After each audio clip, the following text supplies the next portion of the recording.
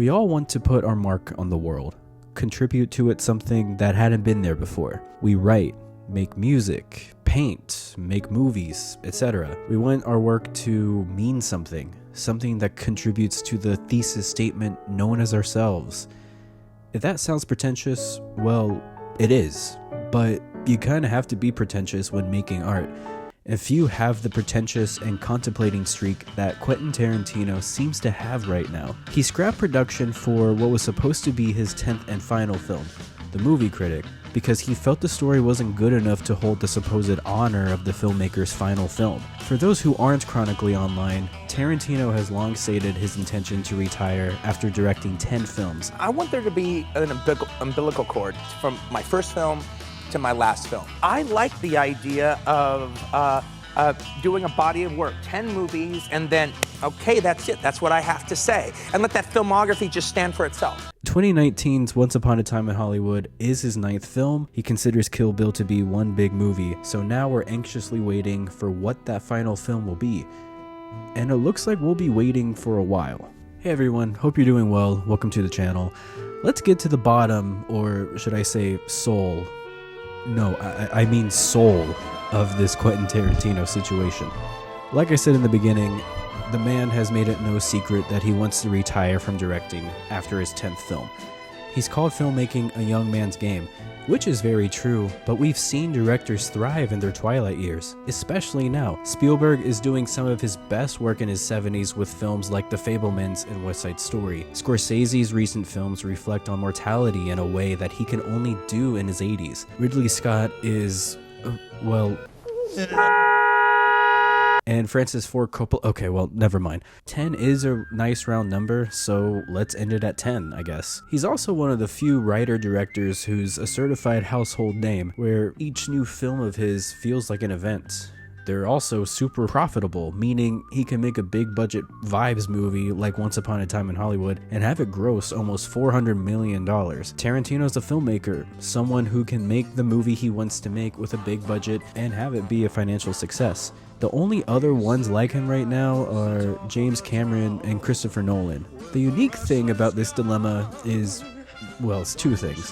One, this has nothing to do with Tarantino's talent. If he's always planned to only make 10 movies, he's made each entry count. You can pick any of his 9 movies to be his best, and I wouldn't bat an eye. Here's a restraining order for all the Death Proof fans in the chat. He's one of the best filmmakers working today. His most recent film has grown to be one of his most beloved works, so I can't really say the man's washed or anything like that. The second thing is, this whole 10 film idea is, while admirable and totally on brand for Tarantino, it's put him in a corner that he never needed to put himself in the first place. Over the last decade or so, we've inched closer and closer to his 10th film, and here we are. It's been 6 years since Once Upon a Time in Hollywood's release, which already matches the longest gap between his movie releases, that being Jackie Brown and Kill Bill, from 1997 to 2003, and the longer we have to wait for his final film, the more hype, attention, and pressure it's gonna get. Tarantino says he scrapped The Movie Critic because it didn't deserve to be his final movie, meaning he's looking for the right story, the right film to end his career on. He wants his body of work to be a single work in of itself.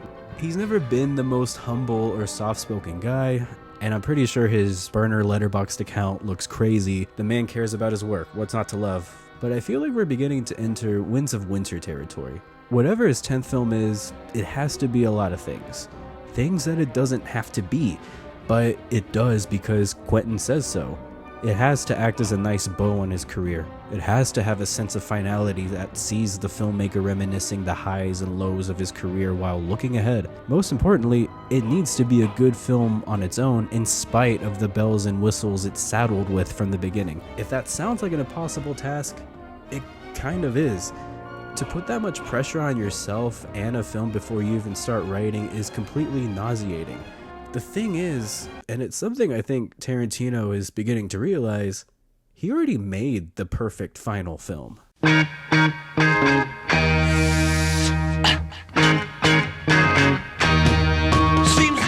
Once Upon a Time in Hollywood is a quiet, melancholy, bittersweet love letter to 1969 Hollywood. The majority of its near 3-hour runtime is dedicated to people living their lives, driving down highways, partying in the Playboy Mansion, making macaroni and cheese in one of the most weirdly satisfying sequences put to film. There's no revenge quests, no Nazis to kill, no heist to pull, none of that. We see a lot of Tarantino's very own insecurities and fears in the character of Rick Dalton, someone who's enjoyed great success in the industry, but is seeing a new generation of stars and a new generation of film and TV pass him by. He lives next door to the symbol of that new generation, Sharon Tate, who's full of hope and optimism and has the talent to boot. Rick's past his prime, or at least he believes there's no place for someone like him in the here and now. There's a wonderful scene of Rick talking with his child co-star where he talks about being washed up, past his prime, etc. I can't help but feel like this is Tarantino looking back on his career and realizing the film industry is changing to something he no longer identifies with. The man's not washed by any stretch, and is still a beloved figure in the industry, but in the age of streaming services and increasingly limited theatrical release windows, he has to wonder where a self-professed old-fashioned filmmaker fits within all this. Once Upon a Time is a farewell to old Hollywood, but also does what Tarantino does best: give the people what they want in ways they don't expect. His depiction of Sharon Tate is free of any tragic overtones, nor does he put her in any danger, with the Manson murderers breaking into Dalton's house instead of hers. When we heard that he was making a film centered around the Manson murders, we feared the worst given the director's bloody track record, but we forget how much of a softie he can be. He shows a Sharon Tate who is living her life, enjoying the fruits of her success and eventual joys of motherhood. Other film portrayals lean hard on her death, how she was supposedly cursed to live a short life and meet a brutal end. Tarantino gives her agency to simply live and breathe. For a filmmaker who loves to remix history and real-life events, he does so here with the perfect amount of catharsis and respect and tastefulness to an actress who had her whole life ahead of her. It's the perfect ending to a grand, indulgent love letter to Hollywood. But it's not his 10th film, so where does he go from here? As I mentioned earlier, this supposed final film has too much going against it, and the time gap between Once Upon a Time and this 10th film is only going to get longer. I respect the commitment to the bit. I really do, and I believe in committing to the bit at any and all costs, but when it starts to damage your goodwill with your audience and reputation in the industry, it's time to take a step back and think things over. Quentin Tarantino is in his 60s, which is the filmmaker equivalent of your 30s, the age you dread because your teens and 20s sound so much more youthful and vibrant. Tarantino's films have been incredibly consistent when it comes to quality, with the only dud being Death Proof, and even then, there's a lot to appreciate about it. So there's no reason to think he can't make decent work into his twilight years, unless he doesn't want to, which in this context makes sense. I want to see what this new phase of his career looks like, what the author and playwright version of Quentin Tarantino is all about. But if he wants to make an 11th or 12th, or God forbid, a 13th film, I don't think anyone would be too upset about watching a new Quentin Tarantino film, unless you're betting on this whole situation, but that's neither here nor there because honestly, why would you do that? This is Letterboxd, not Draft Duel. So I think the solution here is to do whatever he wants, but actually do it. Commit to the 10 movie filmography and make sure that it's the epilogue-y film that you want it to be. Call it a day, write books, write plays, outsource David Fincher to direct your Once Upon a Time in Hollywood sequel so he can't direct the Social Network sequel. But please, Quentin, don't be the George R.R. Martin of the film industry, or that one guy who brags about applying for cool jobs or thinking of going to grad school, because it's one thing to say you're gonna do something really cool, it's another thing entirely to actually do it. But you don't need reminding. You're Quentin freaking Tarantino. You did the thing. You've done the thing 9 times with amazing results.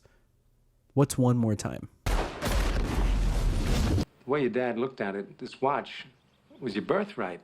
You'd be damned if any slope's gonna put the greasy yellow hands on his boy's birthright, so he hid it. In one place he knew he could hide something, his ass.